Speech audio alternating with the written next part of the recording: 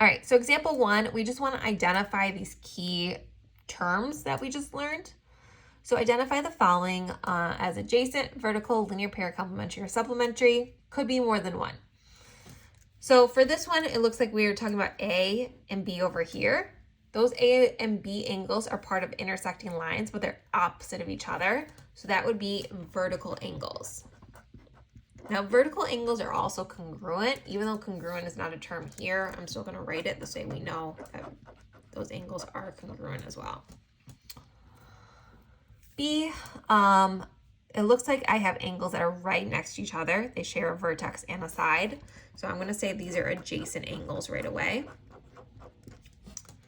Now, because they are on a straight line, that means that that is a linear line or a linear pair of angles on that line. We have a pair of angles on a linear line.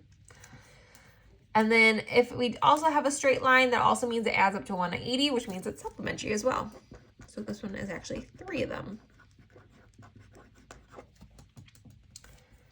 Next, we have B and A over here. Again, it looks like they're right next to each other. They share a vertex and a side, so I'm going to say these are adjacent. And then you can see that I have a right angle symbol over here. Now, if I have a right angle symbol over here, that also means this line right, or this angle right next to it has to be a 90-degree angle as well. So B and A both form together to make a 90-degree angle, which means it is complementary.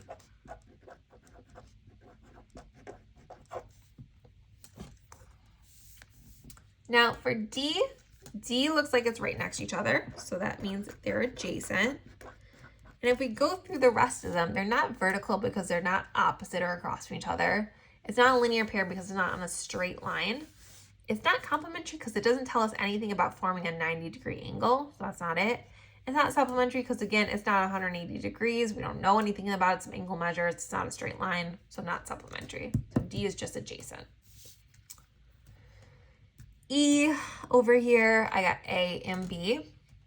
So it looks like they are adjacent to each other. They're right next door. A and B look like they form this 90-degree angle. So that means they're complementary. And that's about it for that one.